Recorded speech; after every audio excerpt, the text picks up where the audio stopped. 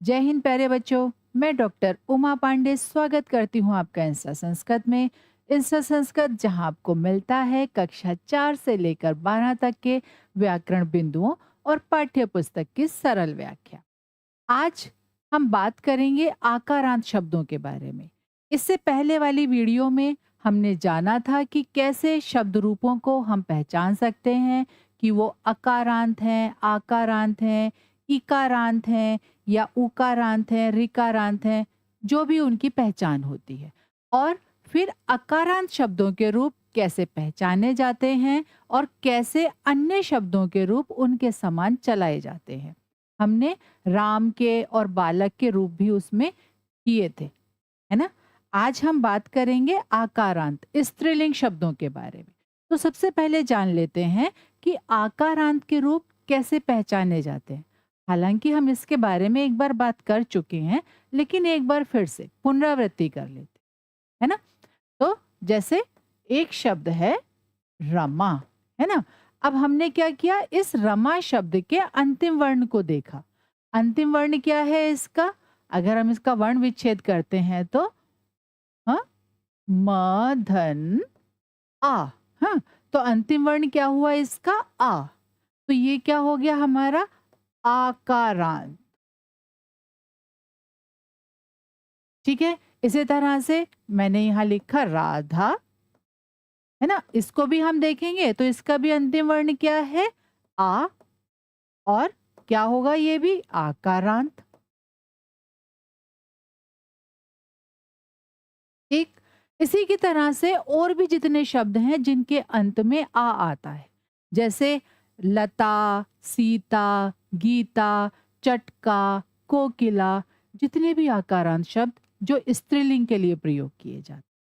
ठीक है, अब ये जानते हैं कि इनके रूप कैसे चलाए जाएंगे और कैसे आसानी से हम इन्हें याद कर सकते। पहले हम समझते हैं रमा के रूप कैसे चलते हैं। ठीक है, प्रथमा में रमा के रूप कैसे होते हैं? रमा, रमे, रमाहा। और द्वितीय रमाम, रमे, रमाहा। तृतीय रमया, रमाभ्याम, रमाभिः। चतुर्थी में रमायै, रमाभ्याम, रमाभ्यः। पंचमी रमायाः, रमाभ्याम, रमाभ्यः। षष्ठी रमायाः, रमयोः, रमाणाम्। सप्तमी रमायाम, रमयोः, रमासु। और संबोधन हे रमे, हे रमे, हे रमाः। ठीक है, अब एक बात देखिए यहाँ पर। यहाँ अगर हम एक वचन के बारे में बात करें तो प्रथमा से लेकर सप्तमी तक एक वचन के जो शब्द हैं हमारे, वो अलग हैं। प्रथमा में है रमा, फिर है रमाम, फिर है रमया, रमायै, रमायाहा, रमायाहा, रमायाम और हे रमे। ठीक है, लेकिन यदि हम द्विवचन की बात करें तो द्विवचन में प्रथमा और द्वितीय में समान शब्द, और उसके बाद तृतीया, चतुर्थी और पंचमी, इसमें भी समान शब्द, और षष्ठी और सप्तमी में समान शब्द। समझ पा रहे हैं? शब्द बार बार क्या हो रहे हैं? रिपीट हो रहे हैं, पुनरावृत्ति हो रही है उनकी। इसका मतलब अगर हमने एक वचन के रूपों को ध्यान से समझ लिया तो द्विवचन के रूप बहुत आसानी से याद हो जाएंगे। इसी तरह से बहुवचन के रूप देखिए, बहुवचन में प्रथमा और द्वितीय रिपीट हो गया, इसकी पुनरावृत्ति हो गई। तृतीया में रमा भी ही, अगर हम अकारांत शब्दों को देखें तो उसके तृतीया के बहुवचन में तो बनता है बालकई ही, लेकिन इसके अतिरिक्त अन्य जितने भी शब्द रूप होते हैं उनमें तृतीया के बहुवचन में भी ही प्रत्यय ही लगता है शब्द के साथ। ये भी आसान हो गया। उसके बाद रमाभ्यः, रमाभ्यः, चतुर्थी और पंचमी, इन दोनों में भ्यः प्रत्यय ही लगता है। अधिकतर अधिकतर भ्यः प्रत्यय ही लगता है। एक दो अपवाद होंगे, लेकिन अधिकतर शब्दों में भ्यः प्रत्यय ही होता है। फिर आता है हमारा षष्ठी का बहुवचन रमाणाम। एक बात मैंने आपको बताई थी कि जिन भी शब्दों में र अथवा श आता है उसमें न को ण हो जाता है। कहाँ पर हो जाता है? तृतीया के एक वचन में और षष्ठी के बहुवचन में। जैसे राम में हुआ, लेकिन यहाँ पर रमा शब्द में तृतीया के एक वचन में तो न आया ही नहीं है, तो इसलिए नहीं हुआ न कोणा। लेकिन षष्ठी के बहुवचन में आया है। अन्य शब्दों में क्या होगा? रमाणाम है यहाँ पर, वहां पर अगर हम लता की बात करेंगे तो क्या बन जाएगा? लता नाम होगा। क्यों? क्योंकि वहां पर लता शब्द में ना तो र है न श है, इसलिए ना को ना रहेगा। लेकिन क्योंकि रमा शब्द में र है, इसलिए यहाँ पर न को ना हो गया। ठीक है, अब आगे देखें। अब देखिए सप्तमी का बहुवचन क्या है? रमासु। बाकी जो आकारांत शब्द होंगे उनमें भी इसी तरह रूप चलेंगे। बस हमें क्या करना है? एक वचन के शब्द रूपों को अच्छे से याद कर लेना है, अच्छे से समझ लेना है। कुछ बच्चे क्या करते हैं? रूपों को ऐसे याद करते हैं, पहले एक वचन के सारी विभक्ति में याद कर लिए, फिर द्विवचन के सारी विभक्ति में याद कर लिए, फिर बहुवचन के सारी विभक्ति में याद कर लिए। ये तरीका ठीक नहीं है याद करने।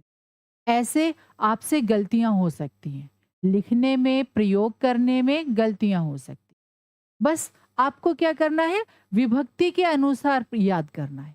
प्रथमा विभक्ति का एक वचन द्विवचन बहुवचन, द्वितीय विभक्ति का एक वचन द्विवचन बहुवचन, इस तरह से रूपों को ऐसे याद करें। ऐसे याद बिल्कुल भी ना करें।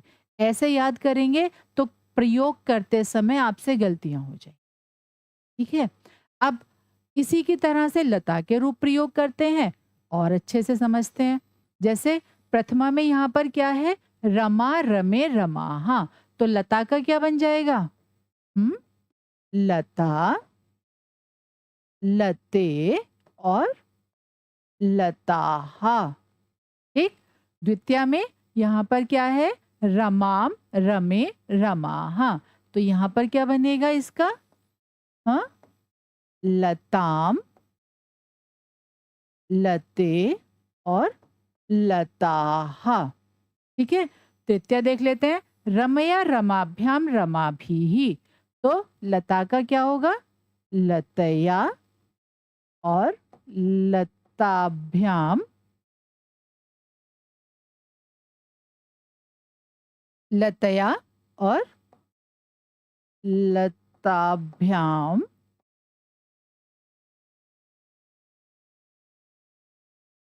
लताभिः। चतुर्थी रमायै रमाभ्याम रमाभ्यः। तो लता का क्या बनेगा?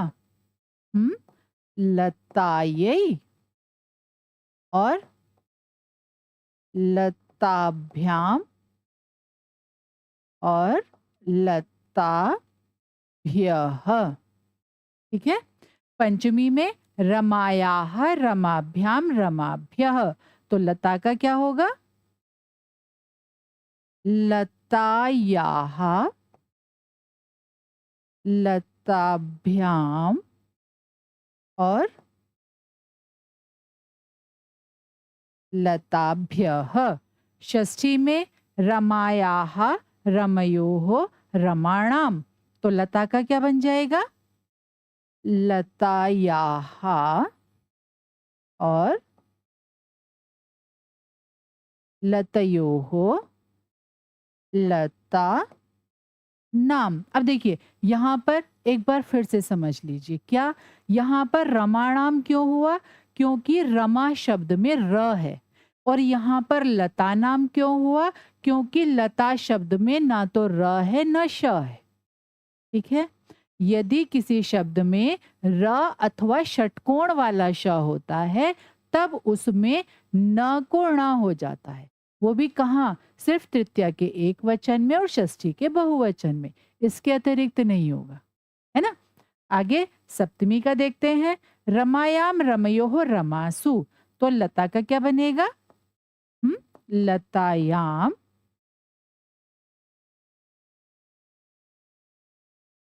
लतयोः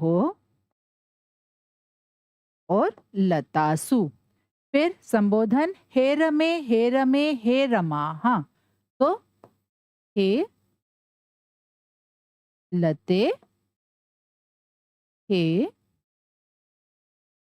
लते, हे लताहा। ठीक है, हुँ? अब एक चीज़ देखिए, क्या कि इसी की तरह से कितने शब्द रूपों के रूप हम चला सकते हैं, कितने शब्द रूपों के रूप हम प्रयोग कर सकते हैं। देखिए कितने लिखे हुए हैं, वसुधा, सुधा, क्षमा, राधा, अंकिता, निशा, जरा, अजा, बाला, सीता, कितने हैं, है ना? तो एक शब्द के रूप याद करके इतने शब्दों के रूप हम प्रयोग कर सकते हैं। घबराया मत करो आप लोग। जब भी रूपों की बात होती है, तो हमेशा उसका शॉर्टकट मत ढूँढा करो। बेटा आपके अंदर बहुत कैपेबिलिटी है। आप बहुत कुछ कर सकते हैं, लेकिन जब आप चाहेंगे तब। तो इसीलिए जब भी आप कोई नई चीज़ सीखें, मन से सीखें, अच्छे से सीखें। ठीक है? आइए एक बार फिर से पुनरावृत्ति कर लेते हैं। क्या आज हमने सीखा आकारांत शब्दों के बारे में। आकारांत जिनके अंत में आ होता है और अधिकतर स्त्रीलिंग में पाए जाते हैं। उनका प्रयोग जैसे हमने यहाँ पर रमा की तरह किया, लता की तरह किया, इसी तरह से आकारांत शब्दों का प्रयोग हम कर सकते हैं। ठीक है? आशा है आज की वीडियो आपको समझ में आई होगी। अगर फिर भी कुछ परेशानी है, कोई प्रश्न है जो आपको नहीं आ रहा, कोई समस्या है जो आपको पढ़ने के बीच में परेशान करती है, ज़रूर लिखिएगा कमेंट बॉक्स में। आपकी समस्या ज़रूर हल की जाएगी।